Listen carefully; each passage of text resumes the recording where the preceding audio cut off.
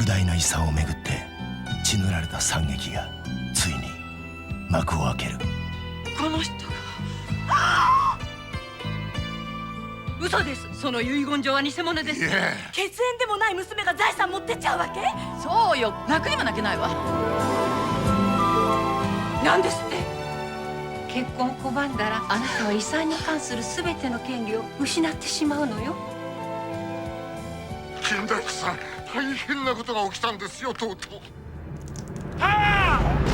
別々の人間がハサミとナタを使用したとも考えられますね。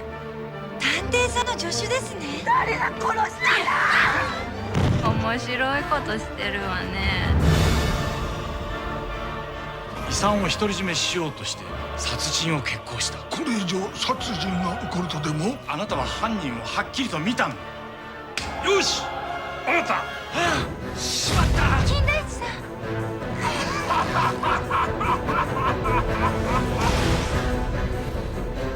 犯人はあなたですね。犬神家の一族。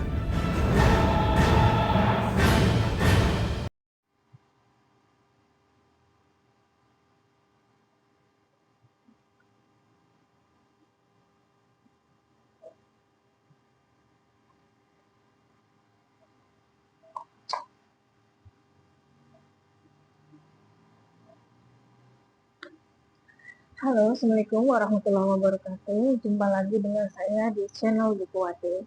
Gimana kabarnya teman-teman? Semoga sehat dan baik selalu ya. Nah, kali ini aku akan membahas sebuah novel yang merupakan target bacaanku sebelumnya ya, atau TBR sebelumnya, yaitu Petaka Keluarga Inugami dari Seishi Yokomizo yang ini.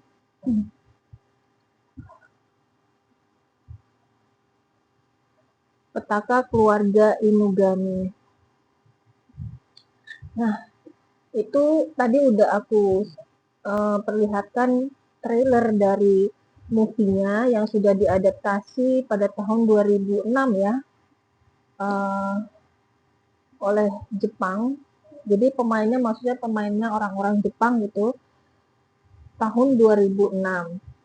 Jadi kalau teman-teman mau nonton film itu ya silakan, tapi aku udah coba cari-cari, ternyata yang versi panjangnya, versi lengkapnya itu aku dapatnya cuma yang bahasa Rusia kalau nggak salah. Memang diterjemahkan sih ke dalam bahasa Inggris tuh bisa, hanya saja aku males aja jadinya untuk nonton ya. Ya sudahlah, saya baca aja bukunya. Mungkin udah tergambar di dalam buku ini, jadi nggak usah nonton lagi.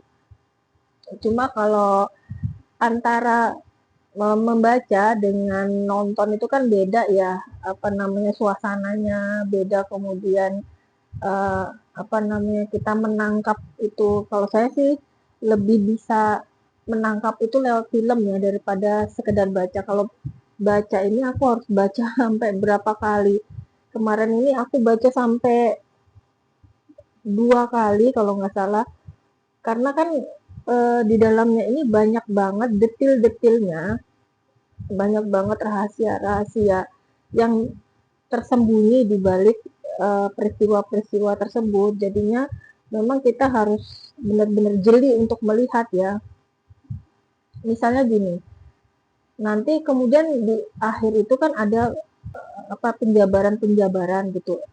Kemudian kadang-kadang tuh saya lupa ini yang mana ya tadi tuh di awalnya itu.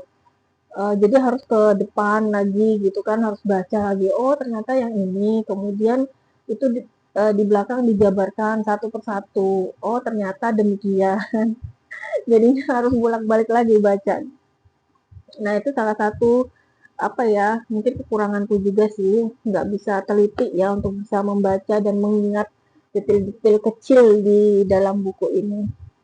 Jadi intinya Pak Sahe ini kan memang sudah yatim piatu sejak dia kecil ya. Dia nggak tahu orang tuanya itu siapa, dia dilahirkan di mana, kampung halamannya itu di mana nggak ngerti. Dia nggak tahu semua itu. dan dia mengembara dari satu tempat ke tempat yang lain gitu, kayak orang ngemis gitu loh, karena memang dia juga nggak punya skill, nggak punya apa-apa kan, baca tulis juga nggak bisa gitu, jadi gimana orang mau mempekerjakan dia. Mungkin kalau pekerjaan itu kalau memang mau mempekerjakan mungkin pekerjaan-pekerjaan yang hanya mengandalkan otot kali ya. Bahkan Pak Sahe ini nggak tahu juga sebenarnya nama keluarga Inugami itu ya, yang disematkan di dalam namanya itu sebenarnya benar-benar nama aslinya atau bukan, itu pun dia tidak tahu gitu. Nah, pada suatu hari ketika dia berumur 17 tahun ya, setelah mengembara dari satu tempat, terus kemudian ke tempat yang lain, sampailah dia di suatu wilayah, suatu tempat yang namanya Desa Nasu. Nah, di sana ada sebuah kuil ya, kuil pemujaan. Di situ dia terkapar, tidak berdaya, mungkin karena entah kecapean, terus kemudian suhu di situ juga sangat-sangat dingin ya. Orang-orang pada di rumah itu mungkin pada sudah menyiapkan kayak semacam pemanas untuk ruangan gitu. Nah, pada saat itulah dia bertemu dengan pendeta kuil Nasu itu yang bernama Tuan Nonomiya Daini. Lalu Tuan Nonomiya Daini ini menolong ya atau membantu Tuan Sahe ini yang dia lihat itu sudah terkapar gitu. Kemudian dia bawa pulang ke rumah, kemudian dia rawat itu sampai sembuh bersama dengan istrinya. Istrinya namanya Haruyo. Itu pendeta tadi yang namanya Haruyo. Jadi mereka berdua itu merawat Tuan Sahe atau merawat Sahe muda itu sampai benar-benar sembuh. Intinya setelah dirawat sembuh, terus kemudian dia dibolehkan juga tinggal di rumahnya pendeta tersebut gitu untuk sementara waktu sampai dia bisa keluar dari rumahnya ya gitu, sampai dia bisa mandiri. Nah, di sana dia dirawat sekaligus dididik, diurus gitu ya oleh pendeta Daini layaknya seperti anak kandung sendiri. Nah, kebetulan pendeta Daini dan istrinya ini memang belum punya keturunan ya. Lalu dia juga merekomendasikan Tuan Sahe ini untuk bekerja di sebuah pabrik pemintalan sutra yang berskala kecil di sana. Jadi Tuan Daini itu merekomendasikan dia. Sekaligus dia juga ngajarin ke Sahe strategi bisnis gitu kan. Kemudian dia juga ngajarin tadi di sini bagaimana mekanisme pengelolaan pabrik pemintalan sutra gitu. Nah, akhirnya lambat laun si Sahe ini menjadi orang yang berilmu gitu. Dia bisa akhirnya buka bisnis sendiri, bisnis pemintalan sutra sendiri, pabrik sendiri, dan lagi-lagi dia membuka pabrik pun itu dibantu oleh Tuan Daini ya, dengan memberikan kayak semacam modal gitu. Setelah dia punya pabrik pemintalan sutra sendiri, sukseslah dia kemudian Sahe menjadi seorang pebisnis yang sukses. Bisnisnya lambat laun berkembang pesat gitu kan. Nah, pada saat itu dia udah nggak di rumah Nonomiya Daini lagi, dia udah keluar dari situ. Nah, ketika Nonomiya Daini ini meninggal dunia, dan dia itu kan punya anak tuh, akhirnya punya anak ya. Akhirnya punya anak namanya Noriko. Akhirnya meninggal ya Noriko dan suaminya, dan dia meninggalkan seorang anak bernama Tamayo. Akhirnya ketika Noriko itu meninggal, kemudian ayahnya juga meninggal, belum sampai genap umurnya itu 20 tahun. Akhirnya si Sahe ini atau Pak Inugami Sahe ini menampung Tamayo ini untuk masuk ke dalam keluarganya. Dan di sana dia mendapat perlakuan yang istimewa seperti seorang tamu penting. Ya, kita bisa tahu ya kenapa Tamayo ini diperlakukan dengan sangat istimewa pada saat itu ya. Tamayo ini adalah cucu dari Nonomiya Daini. Ya. Pendeta Daini dan istrinya itu dianggap Sahe sebagai seorang dewa penolong gitu kan, dan hutang budi dalam dirinya itu, rasa terima kasih itu kayak berurat berakar dalam dirinya, sampai benar-benar dia tuh sangat hormat banget sama Tuan Daini ini, juga sama istrinya. Karena itulah kemudian sebagai rasa terima kasih, rasa balas budi, dia menampung Pak Tamayo ini gitu. Karena memang kan sudah Tamayo nggak punya siapa-siapa lagi, kakek neneknya sudah nggak ada, orang tuanya itu meninggal secara berturut-turut. Akhirnya ditampunglah Tamayo ini di dalam keluarga Inugami. Ya, dan Tamayo ini digambarkan sebagai seorang wanita yang sangat cantik gitu, mungkin paling cantik di Jepang ya pada saat itu. Jadi penggambarannya dia tuh wanita yang sangat cantik. Jadi banyak orang yang memang suka dengan dia ya, tertarik dengan dia gitu. Nah, di sisi lain Pak Sahe ini selama hidupnya itu dia nggak pernah punya yang namanya istri sah. Dia itu punya 4 orang wanita simpanan, atau kita bisa bilang gundik, atau untuk bangsawan itu namanya selir gitu ya. Dan 4-4-nya ini tidak dinikahi gitu. Dari 4 orang itu lahir 4 orang anak. Jadi setiap selir atau gundik itu punya anak masing-masing. Jadi satu selir itu 1 orang. Jadi 3 orang selir itu anaknya yang lahir perempuan, 1 orang itu laki-laki ya. Nah, jadi ada 4.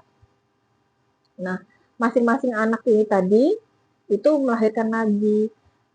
Jadi Pak Sahe ini ketika mau wafatnya itu memang sudah punya cucu, jadi intinya.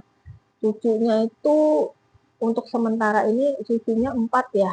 Tapi sebenarnya sih nanti kemudian terungkap bahwa dia punya cucu 1 lagi gitu di akhir-akhir cerita. Dan diceritakan juga bahwa dia itu sangat dingin kepada gundik-gundiknya ya. Aku bilang gundik karena memang di sini dikatakan gundik gitu. Jadi aku bilang gundik aja ya, kalau selir ya boleh juga selir kali. Jadi di antara selir-selirnya tuh hanya 1 orang yang kemudian diperlakukan oleh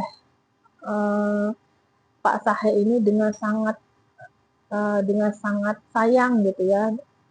Pak Tua Sahe ini sangat cinta dan bisa dikatakan itu tergila-gila dengan wanita tersebut. Sedangkan 3 yang lainnya itu dia memperlakukannya dengan cara yang dingin gitu. Begitu juga anak-anak yang dilahirkan. Anak-anak yang dilahirkan, karena di sini dikatakan memang dari sudut pandang anak sulungnya ya, yang kemudian mewakili adik-adiknya yang lain, yang 2 yang lainnya itu mengatakan bahwa ayahnya itu seperti nggak sayang sama mereka, nggak cinta sama mereka gitu. Mereka itu diperlakukan dingin gitu. Dan memang ayahnya itu atau Pak Tua Sahe ini memang nggak kepingin gundik-gundiknya yang 3 tadi itu memiliki anak. Jadi dia disuruh menjadi wanita yang menyerahkan dirinya aja gitu, nggak usah ngapa-ngapain sudah gitu, nggak usah pakai punya anak segala. Nah, makanya kelahiran anak-anaknya itu tidak diharapkan gitu, yang 3 putrinya tadi. Nah, ketika 3 gundiknya ini meninggal ya, nah setelah umur Pak Sahe itu 52 atau 53 tahun, dia kemudian bertemu dengan seorang wanita bernama Kikuno. Kikuno ini adalah seorang buruh pabrik di pabrik pemintalan sutranya Pak Sahe ini. Nah, dia bertemu dengan Kikuno ini dan dikatakan atau diceritakan oleh Masuko memang Pak Sahe ini tergila-gila cinta banget sama Kikuno ini ya. Sampai-sampai Kikuno ini ingin dijadikan oleh Pak Tua Sahe ini sebagai istri sah gitu. Dan Kikuno ini sudah mengandung dan melahirkan seorang putra bernama Shizuma begitu. Jadinya anak-anaknya yang lain yang 3 ini, yang 3 cewek ini, kan ibu mereka semua udah nggak ada ya, udah meninggal. Jadi mereka bertiga ini itu kayak memendam dendam, kebencian kepada si Kuno ini. Seakan-akan si Kuno ini ingin merampas harta yang seharusnya menjadi milik mereka. Gitu. Karena kan anaknya itu laki-laki ya. Jadinya mereka takut bahwa kalau itu dijadikan sebagai istri sah si Kuno ini, maka semua harta kekayaannya Pak Sahe itu akan jatuh kepada dia dan anaknya.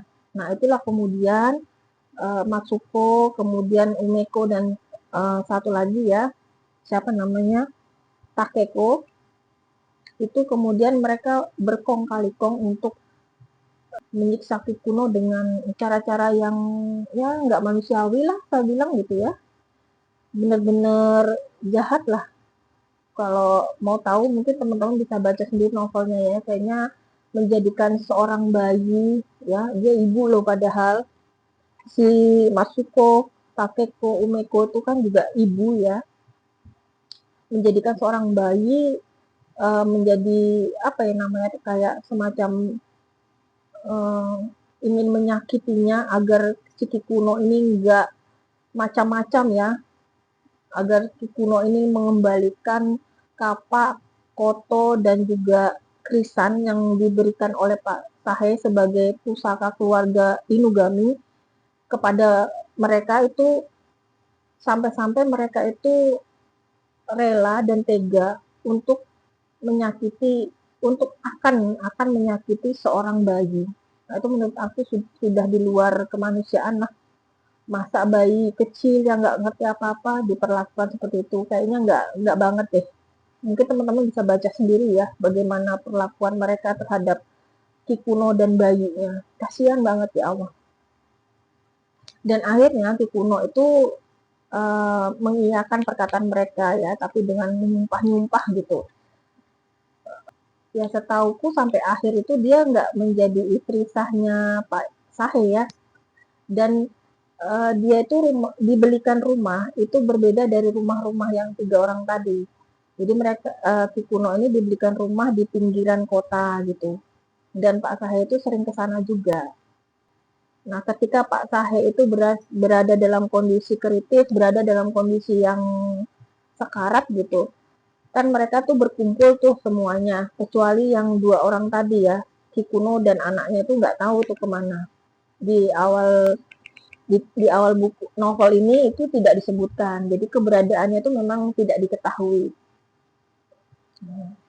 Nah, kemudian ketika dalam keadaan sekarat itu mereka berkumpul di sekelilingnya Pak Sahe ini ya, dan mereka tuh dalam kondisi cemas gitu, terus kemudian nggak nyaman hati mereka gitu ya, sudah getir aja, khawatir kalau harta itu jatuh ke tangan orang-orang tertentu yang tidak mereka inginkan.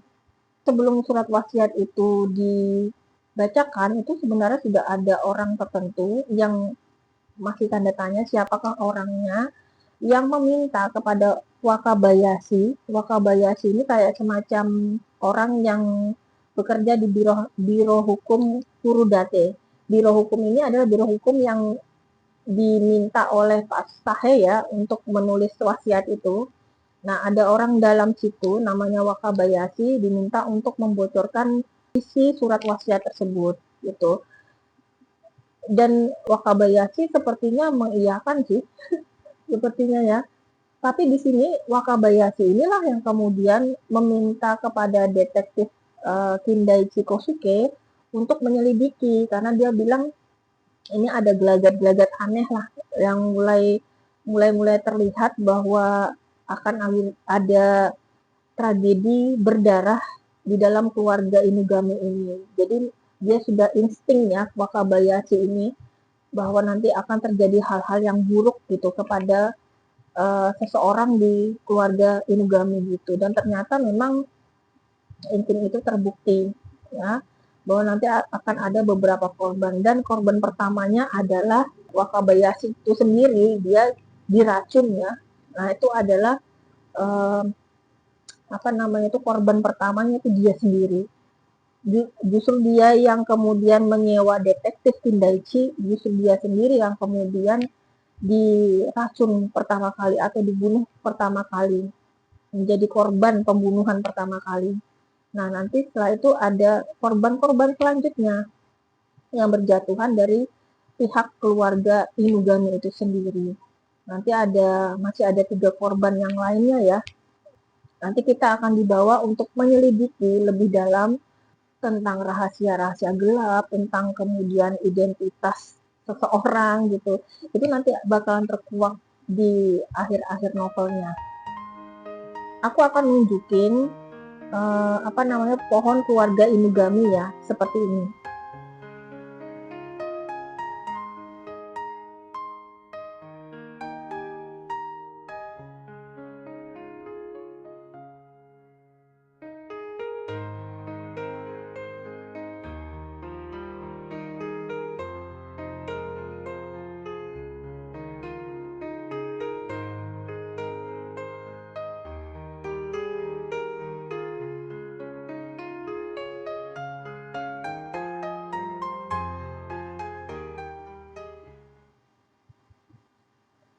Itu dia tadi silsilah atau pohon keluarga Inugami ya. Di sini aku ingin membahas sedikit ya tentang permasalahan nasab anak gitu, dan juga tentang warisan dan wasiat. Jadi teman-teman, antara warisan dan wasiat itu berbeda ya. Jadi makanya orang yang menerima warisan dengan yang menerima wasiat itu berbeda. Jadinya jangan disamakan. Kalau di dalam buku ini kan, di dalam novel ini itu kayaknya dia bilang harta warisan. Kalau menurut aku mungkin kurang tepat ya kalau harta warisan, karena antara warisan dengan wasiat itu berbeda. Kalau wasiat betul, kalau warisan kayaknya nggak pas gitu. Makanya nanti aku ini akan bahas sedikit tentang permasalahan nasab anak dan bagaimana nasab anak itu berpengaruh kepada mawaris atau pewarisan dan juga wasiat. Jadi ada perbedaan sekali lagi teman-teman antara warisan dengan wasiat gitu.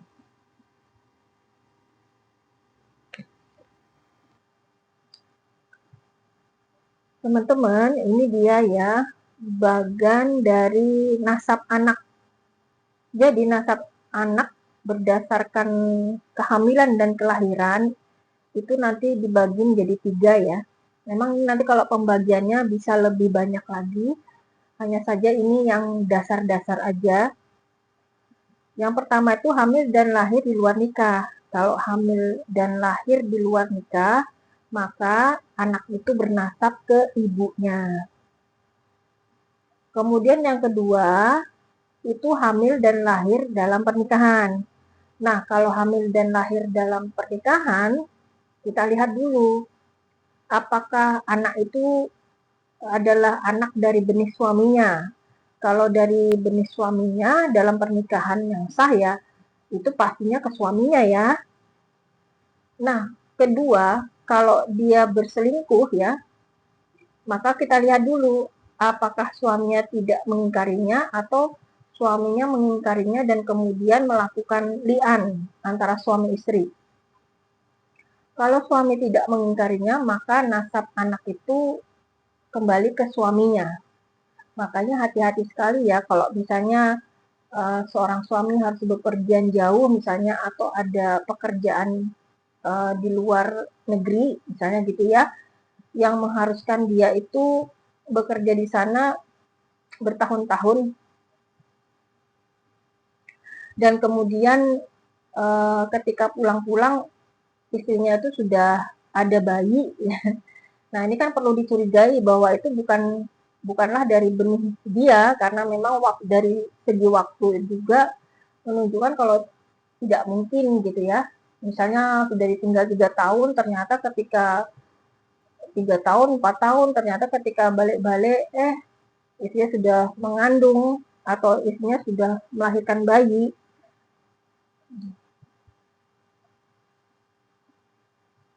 Maka itu nanti suaminya bisa berdosa kalau menjadikan anak itu bernasab kepadanya, karena dia tahu betul bahwa itu bukanlah anaknya. Kalau bukan anaknya, ya nggak usah diakui, karena itu akan merusak nasab dan itu dosa.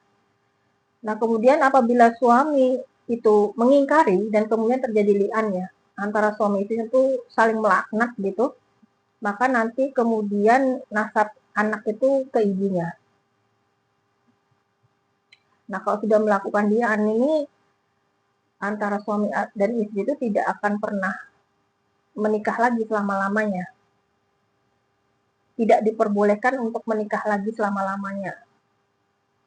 Beda dengan talak 3 ya. Kalau talak 3 kan masih bisa menikah lagi dengan syarat-syarat tertentu.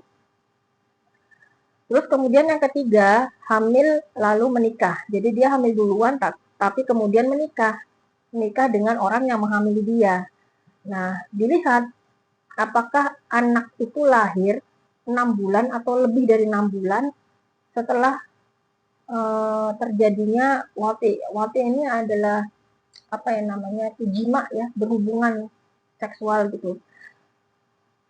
Nah, kalau di sini sih nanti jatuhnya adalah ke suaminya, nasab anaknya. Tetapi kalau misalnya anaknya itu lahir kurang dari 6 bulan, maka itu nanti jatuh nasab anaknya ke ibunya. Nah, kalau kita lihat lagi kepada pohon keluarga Inugami, itu kan kelihatan banget ya bahwa Pak Sahe ini tidak menikahi istri-istrinya secara sah. Gitu.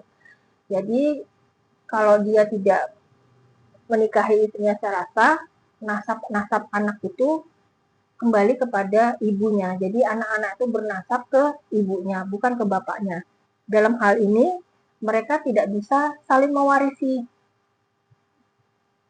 Antara bapak dengan anak itu tidak bisa mewarisi. Misalnya anaknya meninggal nih, dia punya harta anaknya itu tidak bisa diwarisi ke bapaknya.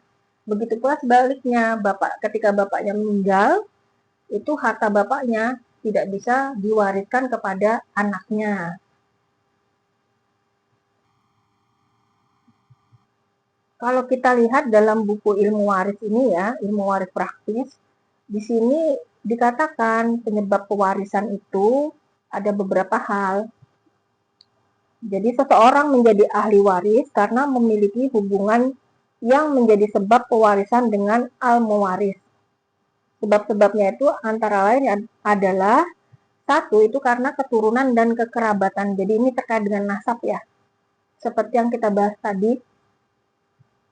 Nah, hubungan karena keturunan disebut nasab hakiki.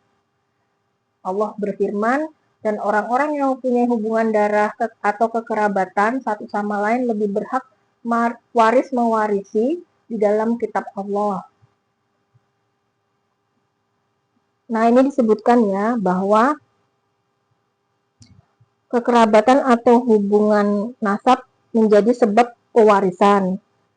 Hanya yang hubungan nasab yang menjadi sebab pewarisan itu adalah hubungan nasab yang sah menurut syariah. Ya. Sah menurut syariah, bukan hubungan darah secara biologis. Nah, seperti itu. Jadi bukan hubungan biologis seperti Pak Sahe dengan anaknya, itu kan hubungan biologis ya. Tetapi kemudian karena pernikahannya itu nggak sah gitu, ya, dia tidak melakukan pernikahan, maka itu nasabnya terputus. Artinya secara secara anak dia memang anak biologis, tetapi secara nasab dia tidak kepada bapaknya, tapi kepada ibunya.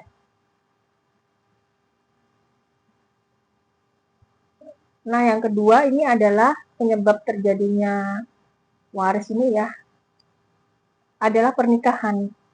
Suami itu berhak mendapatkan bagian dari harta warisan istrinya, dan sebaliknya istri juga berhak mendapat bagian harta warisan suaminya yang sudah meninggal. Nah, yang berhak mendapat bagian harta waris di sini adalah suami atau istri dari orang yang meninggal. Artinya pada saat orang itu meninggal, dia secara syar'i masih sah berstatus sebagai suami atau istrinya. Jadi nggak cerai gitu ya maksudnya. Adapun mantan istri atau mantan suami maka udah tidak berhak atas harta warisan yang ditinggalkan oleh mantan suami atau mantan istrinya.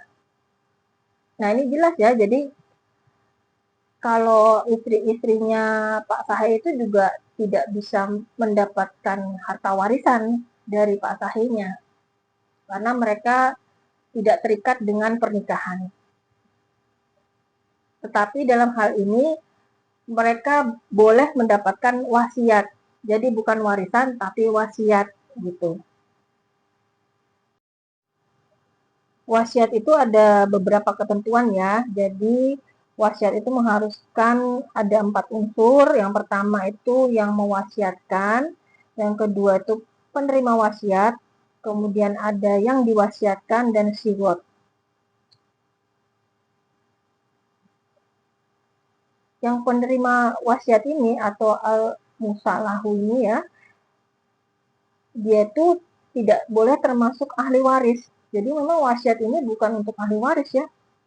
Kalau di dalam hadisnya itu Rasulullah bersabda, sesungguhnya Allah telah memberi kepada setiap orang apa yang menjadi haknya. Dan tidak ada wasiat untuk ahli waris, ini jelas ya. Kecuali, ada pengecualian ya. Di dalam hadis selanjutnya, tidak ada wasiat untuk ahli waris, kecuali diperbolehkan oleh ahli waris. Jadi pada dasarnya wasiat tidak boleh ditujukan untuk ahli waris kecuali ahli waris itu mengizinkan atau menghendakinya. Jika ahli waris memperbolehkan, maka wasiat untuk ahli waris itu dilaksanakan. Jika sebagian mengizinkan dan sebagian lain tidak, maka wasiat itu dilaksanakan terhadap harta bagian ahli waris yang mengizinkan secara proporsional. Sementara ahli waris yang tidak mengizinkan, ia mendapat bagian warisnya secara penuh. Gitu. Selain itu juga di sini aku ingin langsung aja ya. Wasiat atau apa yang diwasiatkan, syaratnya itu yang kedua ini yang menarik ya, jumlahnya tidak melebihi 1/3 dari harta. Dasarnya adalah ketika Rasulullah SAW menjenguk Sa'ad bin Abi Waqqas, Sa'ad berkata, saya punya harta banyak dan tidak ada yang akan mewarisiku kecuali putriku seorang. Apakah aku sedekahkan 2/3-nya? Nabi menjawab tidak.